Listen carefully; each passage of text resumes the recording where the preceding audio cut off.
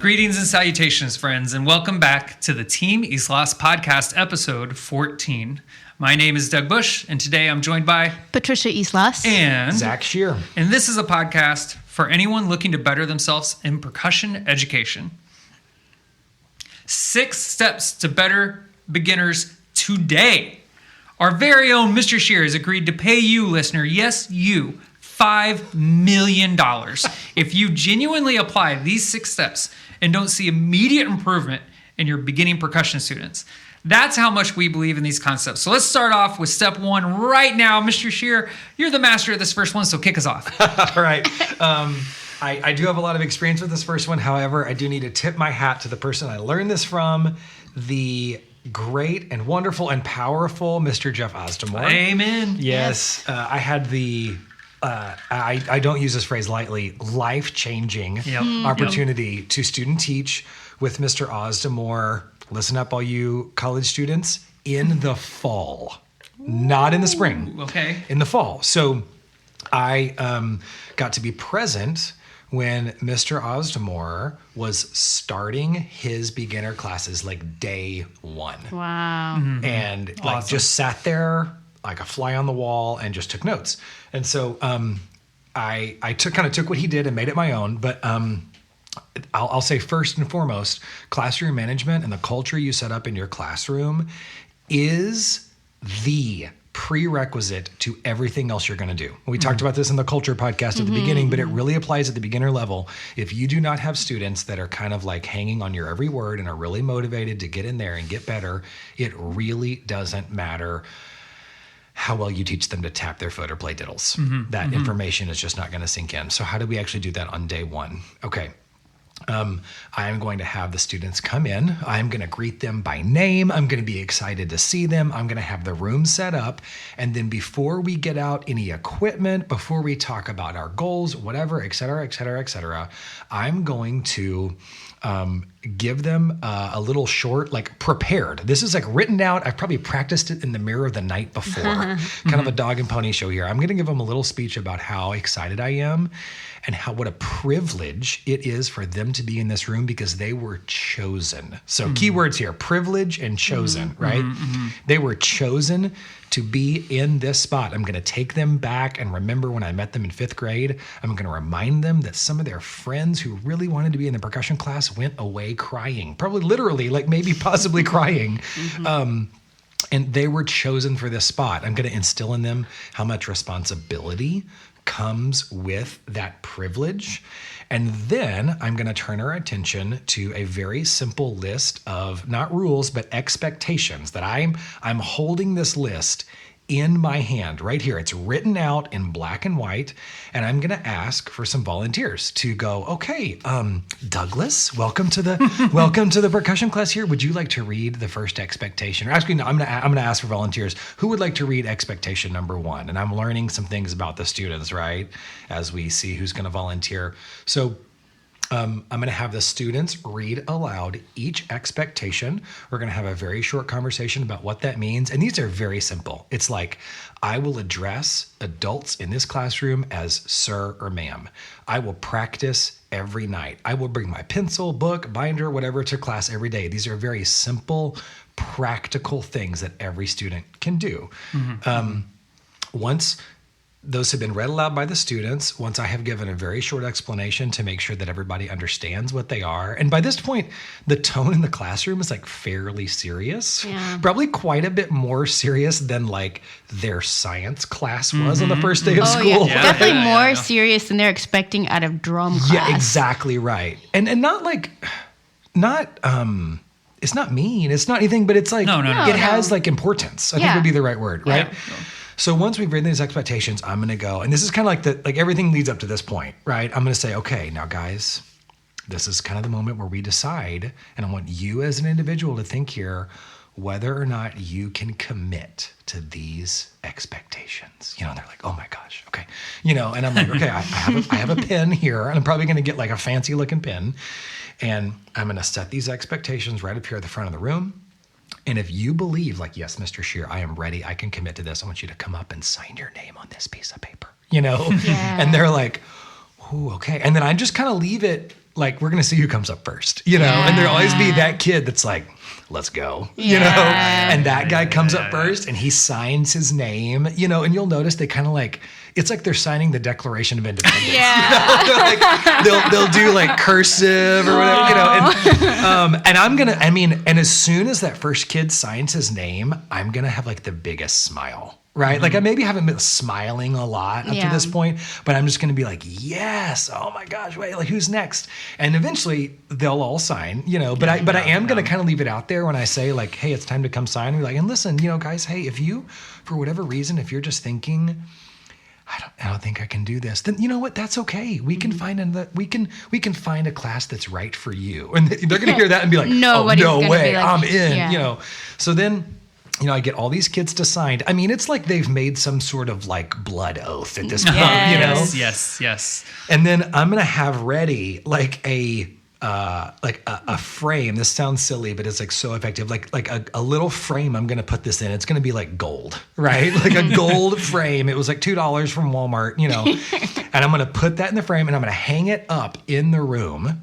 And I'm going to say, and again, this is like, I just saw Jeff Osdemore do this so powerfully. And I'm going to point at it. I'm going to say, like, guys, you know, because we've all committed to this, I'm just going to share with you that, you know, over the years of doing this, we have no discipline issues and no disruptions in our class here, in our percussion class, because we're all so committed to these expectations. And if ever, you know, little Patricia, I know that you would never be the one to do this, but if ever you just thought maybe you were going to turn to your neighbor and start talking during class at one point, all I would have to do is look at you and just kind of point to your name up there on the sign and you would be reminded, you know, and they're like, oh, yes, of course.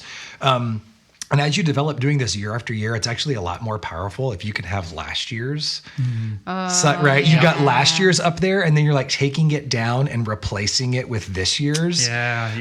So there is this little kind of dog and pony show that you can go through at the beginning of the year to just have them like hook, line, and sinker before they even know what a drumstick really is. And it's not just a one-day thing. I'm going to revisit it on day 2 and on day 3 and on day 99, you know. But being intentional about that right up front on day 1 will pay dividends for the whole year. I mean, it really establishes everything. Yeah. I mean, it sets the tone for everything. Yep. You know, you want to set aside that this path that they're on is different than any other activity that they could be a part of, any other math class or science class or whatever. It needs to be a space that they feel excited to come to every day. It's going to be hard. You're not saying that it's not going to be hard. They're going to be asked to do a lot of difficult things and be challenged, but it's also a place that has a lot of excitement and energy to it because you are bringing that excitement and energy to day 1. You're setting the tone like this is a place that you want to be and that you have earned the right to be, but you don't get to be here unless you're ready to party. Yeah. And this process was so incredibly effective. To echo Mr. Shear's thoughts here on witnessing, I remember the first time I witnessed from afar Osdemore's Beginners when he was at Cliveville is when I had this like incredible pleasure of getting to work for Jeff at the Blue Knights. And anyone that knows Jeff knows if he was here, he would correct me right now. He'd say, Mr. Bush, not for Mr. Osdemore. You got to work with Mr. Osdemore. That's what he would say if he's here right now. But he's the one that hired me, not the other way around, right? Yeah. And I would, have a question about the beats like, how are we wanting to subdivide this 7-lit that begins on the third partial of this quarter note 5-lit, right? And I would call Mr. Osdemore.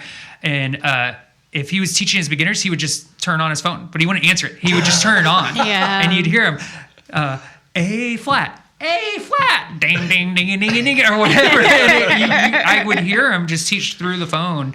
And just the procedures, the establishment of what's happening, how it's happening, the quality and consistency of it, it was just undeniable. Like it was like, oh wow, the bar has just been raised. Like this is a new level. And I remember coming to Coppell and feeling this was just an evolution of that, right? And I think a big part of getting there is you had mentioned before, Mr. Shear, how you're teaching for understanding, but you're reviewing for mastery. Yeah, absolutely. Mr. Bush, that's something I think and I think a lot of teachers, like you say that, you go, okay, teach for teach for understanding, review for mastery. And everybody's like, yeah, I get it. Like that rings true, and it's probably something that early in my career, if you would have said that to me, I would have been like, yeah, that makes sense. But then you actually get in there and experience what it's like when you don't do that and what it's like when you do that. And I think and this is, so number one is classroom management / culture, right? Number two, and this is, I think, how you really learn things like this, or you begin to realize something like teaching for understanding, reviewing for mastery, is through systematic, proactive, before the class starts, lesson planning. If you are planning out for your beginner class specifically, if you are planning out what you are going to teach every day, you are never walking into a class and kind of opening the book and going, all right, let's learn accents, right? If you are to the point that you should be writing down like exact sentences you're going to say, right? So like elements of a good lesson plan. What day is it? What are we going to learn? What page is it on in the book? What are we going to play? What tempos are we going to play it at? What concepts am I going to introduce? How am I going to introduce these concepts? How long am I allocating in a class period for warm up, for review, for introduction of new concepts, et cetera, et cetera? These are all elements of a good lesson plan. And I would just challenge you, if you're not a person who has had lesson plans for every class, just start. Well, but what if I don't? Just start. Should I write it down? Should I do it electronically? Yes. Just do it. Just do it. Just do it. Yep. Just do it. Yep. And I really think, especially for younger teachers, it is the most powerful tool. It forces you to plan like I said, what you're going to do, but also what you're not going to do. Yeah. It forces you, if you do make a plan, it also forces you to kind of reconcile, okay, what was my plan? What did I actually do? Yeah. Because we've all gotten to like the second thing on our list, a 2nd out of 10, and then we look up and the bell's ringing and we're still on number 2, right? Yep. We've all done that. And if you don't have a plan, then you don't know that you didn't follow the plan, right? And I also, I've been in this situation. I know many educators I consult with or teach with, they get to the end of the year with beginners and it's like, oh man, we didn't get to fill in the blank, whatever it is. We didn't get to flams. We didn't do as many buzz rolls as I wanted to. We didn't learn the A flat melodic minor scale or whatever. And it's like, well, was that in your plan for the year? And well, I didn't really. Okay, well then you can't really expect to cover these things that you have not planned to cover. So I would just say, any of the teachers, if I think of Jeff Osdemore, if I think of Asa Burke, if I think of Scott Mason, if I think of whoever, the very best teachers I've ever taught with, they were people that had pages and pages of detailed plans. Yeah. And it sounds kind of like, oh man, I don't know. I think I can just get in there. You can't. Yeah. Speaking of detailed plans, listeners, again, of our 6 tips here, 1 is classroom management, 2 is lesson plans. And stick around, because after the end of our 6, we got a special guest who is one of these absolute masters at creating these type of plans and seeing it through.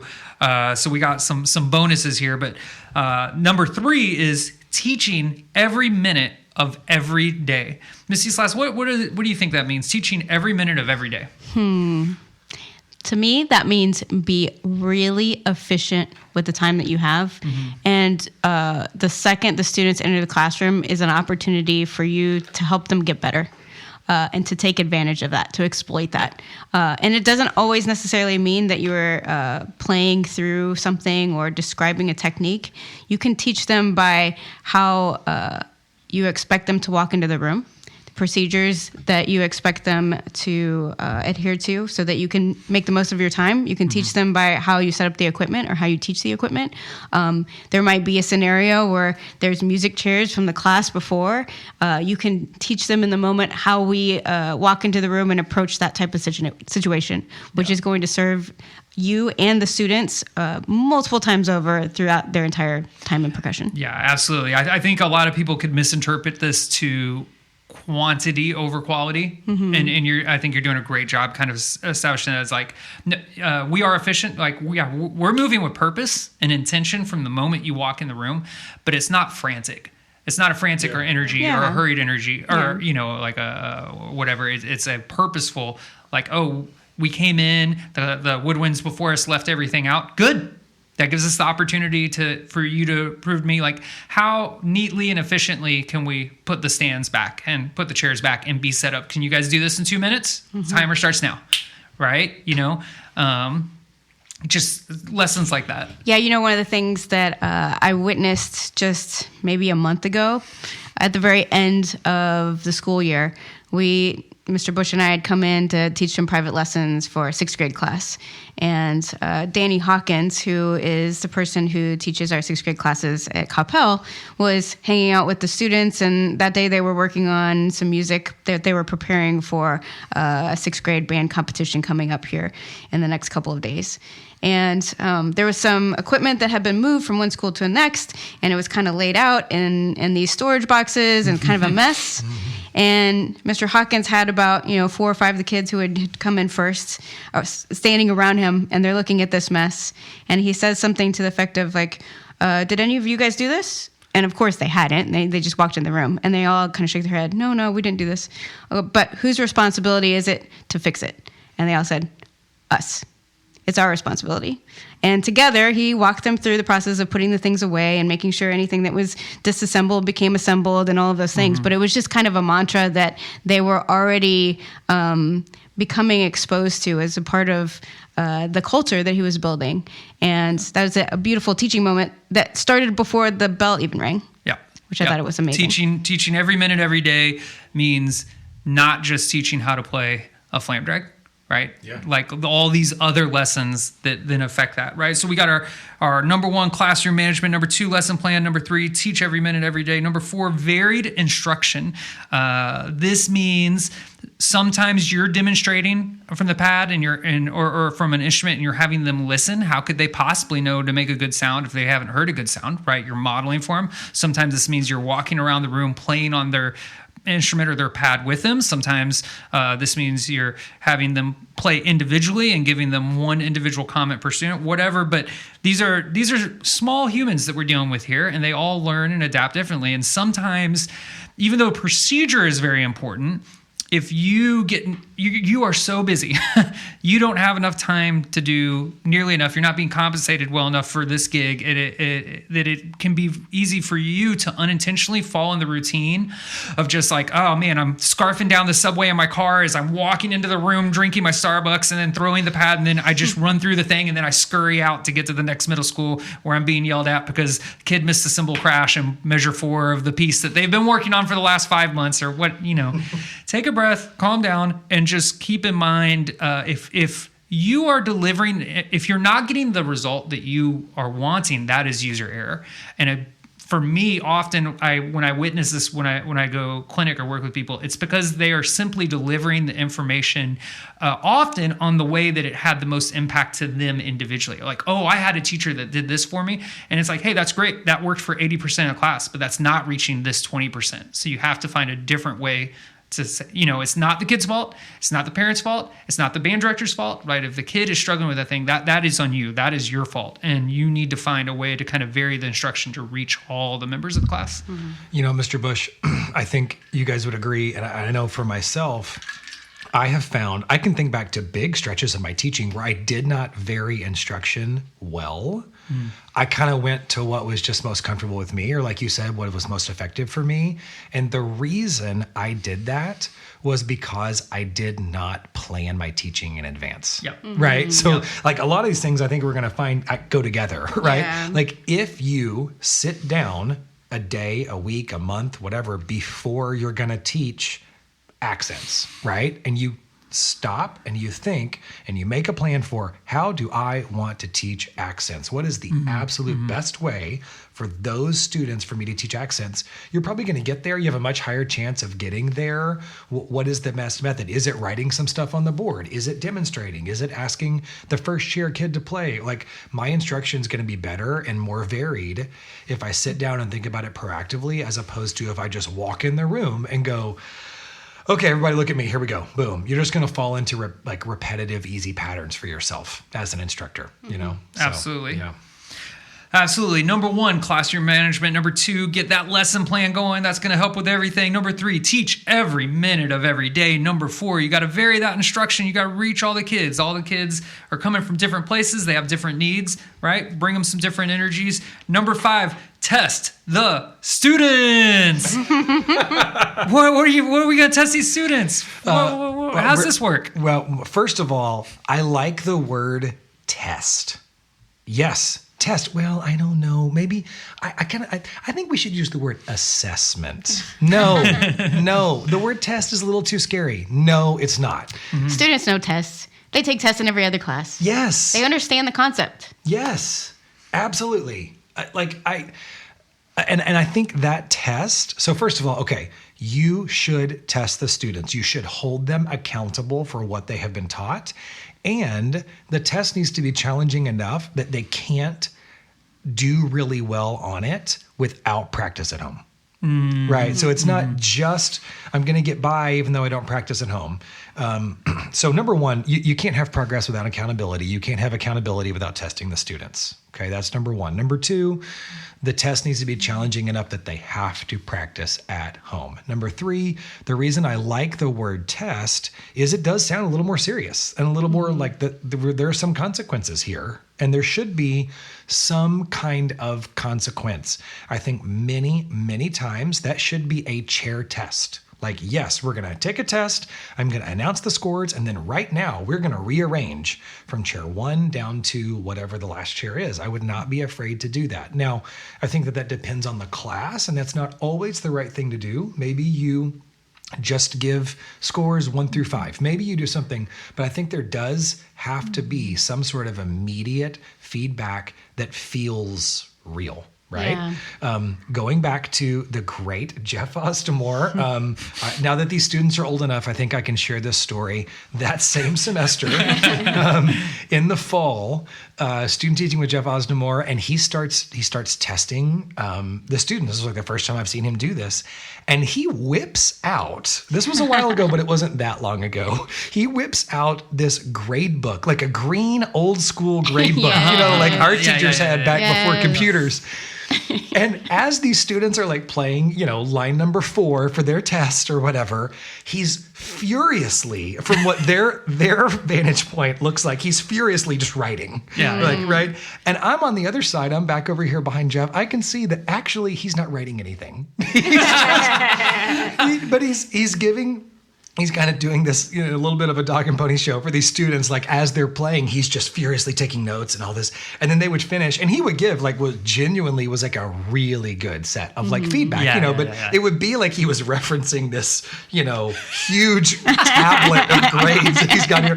And then he would assign them a grade, and he would look like he's recording it or whatever. And these kids just took it so seriously, I am a fan. So I think, it has to have some like severity, right? And it has to be challenging. I also am a fan, I learned this from John Bingaman, of testing every Monday. I remember Mr. Bingaman telling me this at TMEA, and he was right. Test on Monday. It's a great way to start the week. It makes them practice over the weekend. Also, that test should be individual playing. Not like, we're kind of all playing together. No. Down the line. And if you get to Johnny and Johnny can't play it, we're just going to wait. And we're going to make it a little uncomfortable. Again, you have to be, there's a right and a wrong way to do that. But test every Monday, make it challenging, make it have some accountability. It's very, very important. It's also important to mark your progress and your effectiveness as a teacher. If every kid sounds pretty bad, maybe that's something you didn't teach very effectively. Yeah, that's what I was going to say. Yeah. I mean, if you view it the right way, it's also a test for you and the effectiveness of your teaching. You're going to have outliers on either side. You're going to have kids that maybe they have piano experience and they already kind of have a head start, and you're going to have kids that are, bless their hearts, a little bit more awkward and don't have control over their hands and their feet yet, and that's fine. But there might be some consistent messages that you're getting by hearing each of the students under a little bit of pressure have to perform where you think they should be able to perform one at a time. And that will give you a realistic vision of what things are going well, what things that they're all kind of understanding, and the things that they're not. And if it's the kind of thing where they're just not practicing at home, well, then that's clear. Like you need to find another way to motivate them so that problem gets solved, just the same as if it was a technique problem, their grip, any of that. Absolutely. Absolutely. So that brings us to our sixth and final. So again, quick recap. Number 1, classroom management. 2, lesson plan. 3, teach every minute of every day. 4, vary the instruction. 5, test the students, right?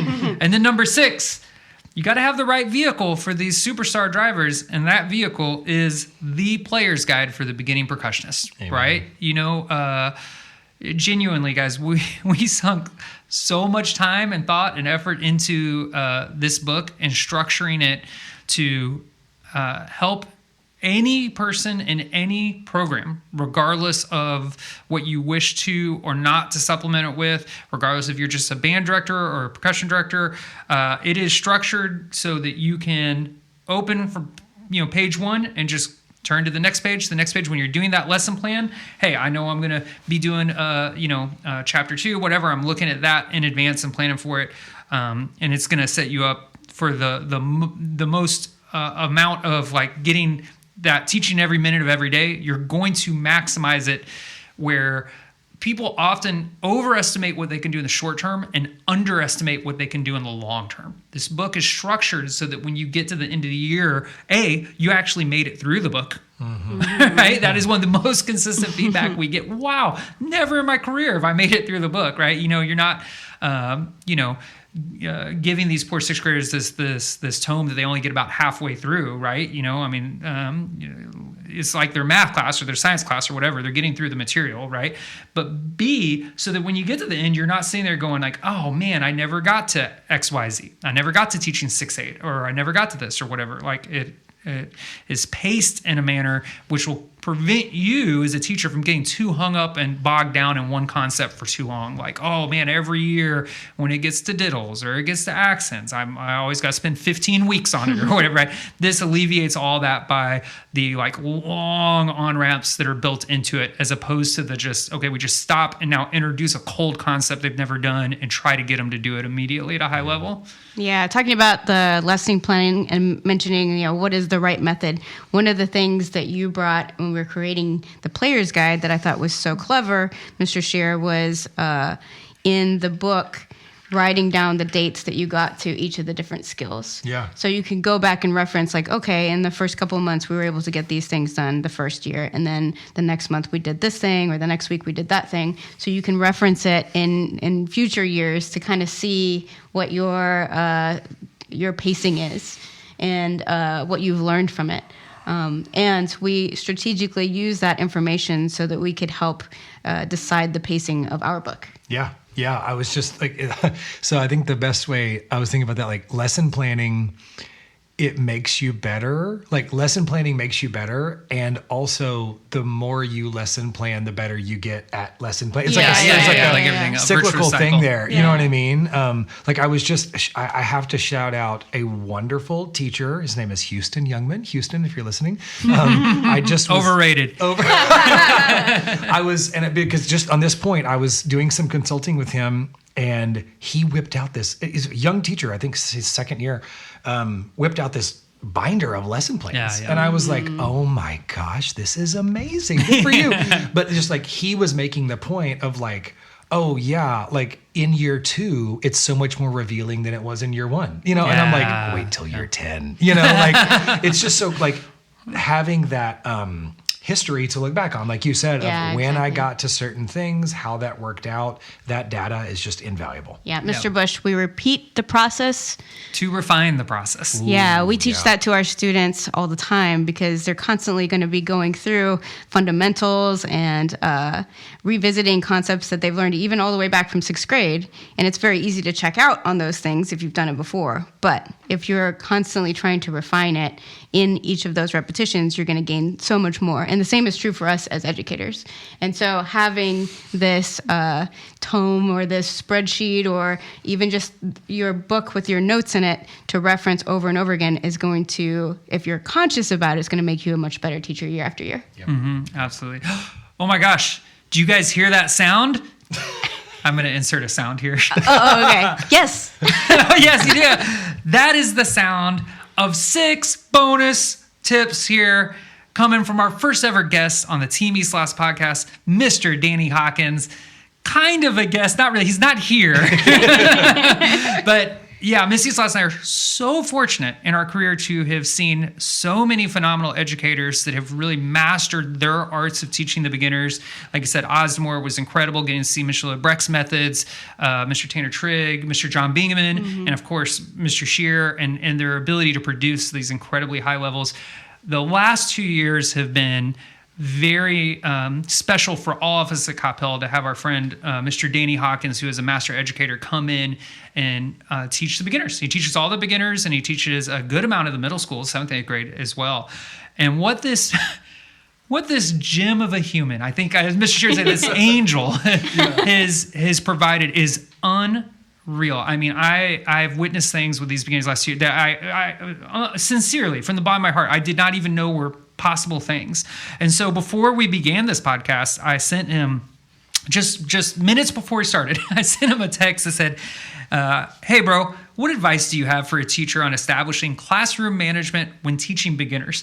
And as soon as we hit record, I got a 10-page essay back from Mr. Hawkins. Anyone knows Mr. Hawkins knows. I mean, this dude can outpace ChatGPT here, man. And so I want to run through real quick, kind of this, the 6 things he came because they're great, and we can kind of dig in and elaborate. So number 1 from Mr. Hawkins himself is give them heroes. He says they should understand that there's a direct connection between the top-level drumming that they will be doing and the information that they're getting from you. He uses the Coppell High School drumline videos on the very first day to show them this is where you're going to go. Thoughts on that, Mr. Shear? Yeah, I just...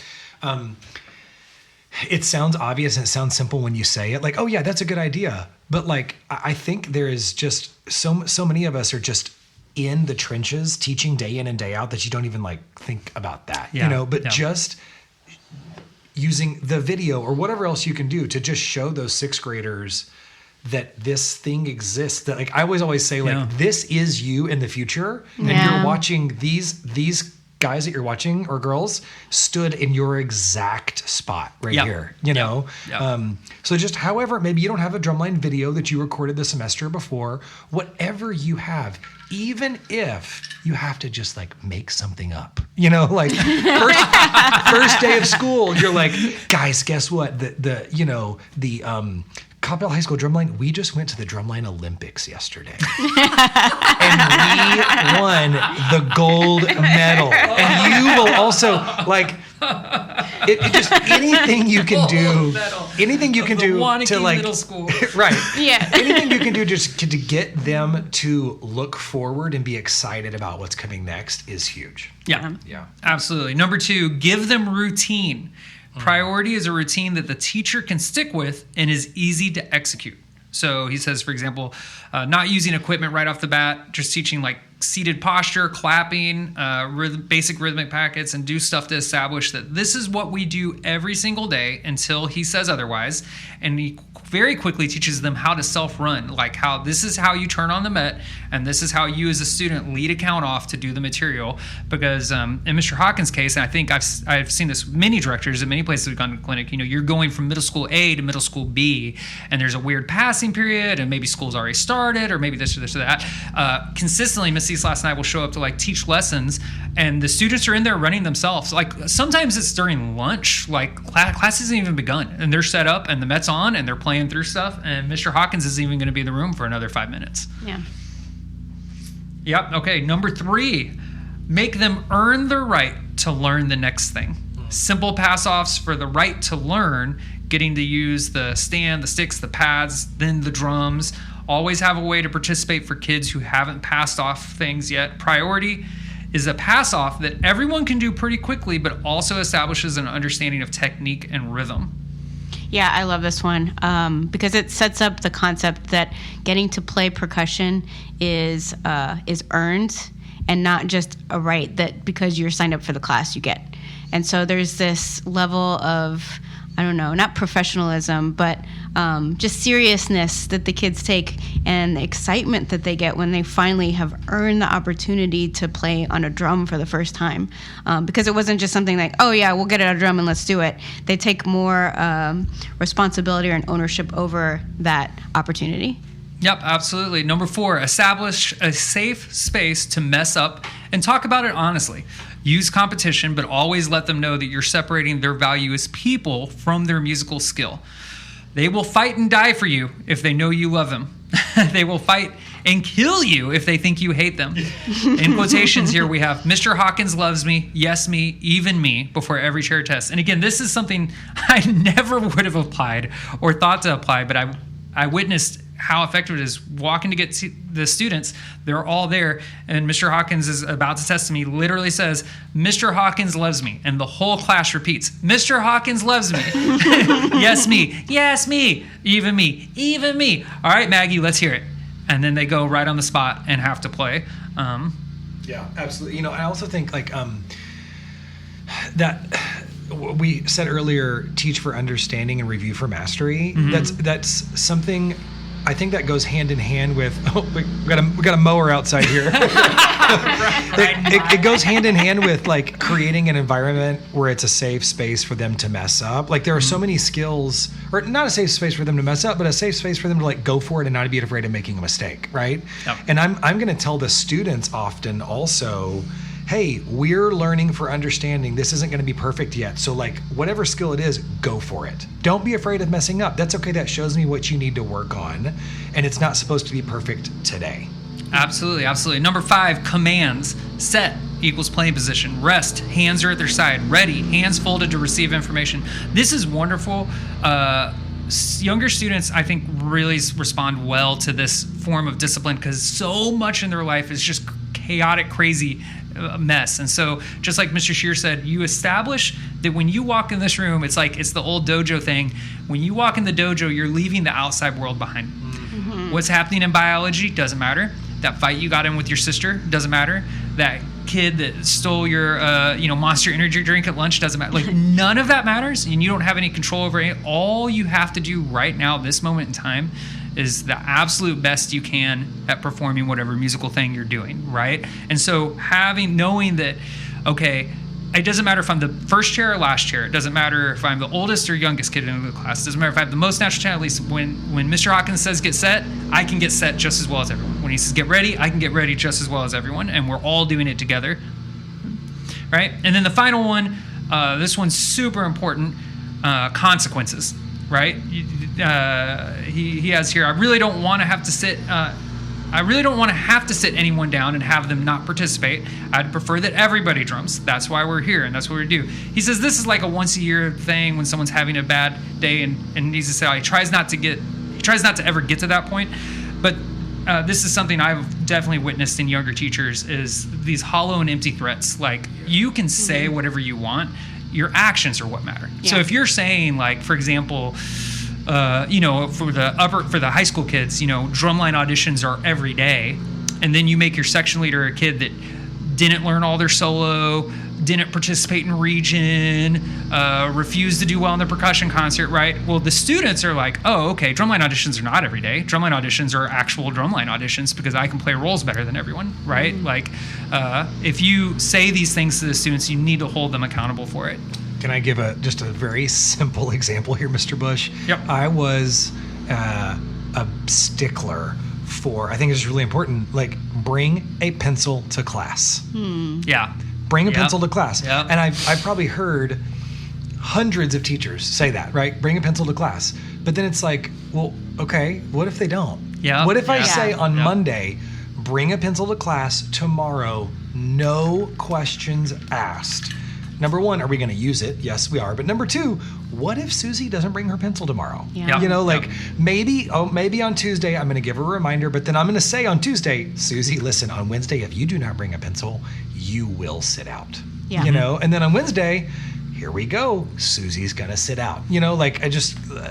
Consequences have to be appropriate, but also have to be real. Yeah. Yep. Absolutely. Breaking news, this just in, Mr. Hawkins sent a 7th one, and it is to use the player's guide for the beginning percussionist. I don't want to put words in Mr. Hawkins' mouth, so I will let him write his own testimonial that I'll share on a later podcast. But there genuinely is not a week that I don't receive a text from Mr. Hawkins about something that has made his life easier or problems that have been solved for him by using this resource. Or a video of the students throwing something down. Yeah, the video of them playing. Yeah. You know, I mean, I should have mentioned this earlier but Miss Islas and I just came back from El Paso, where we had this beautiful opportunity to judge a percussion ensemble contest, and the school that was hosting it, Del Valle High School, under the direction of Sean, right? He was talking about using the player's guide and how much he loves it, and one of the things he pointed out is he's never had students that read mallets as well as he does now, because instead of using like Mary Had a Little Lamb, Twinkle Had a Little Star, like these songs that the students know and can just kind of pluck by ear, they have to actually be able to read music to play the music that is in there, and just how beneficial that's been for him, right? Awesome. Outstanding, guys. Thank you so much for hanging out with us today, friends. If you have any questions for the podcast, about this podcast, future ones, anything, just send them to teamislas@gmail.com. That's TeamIslas,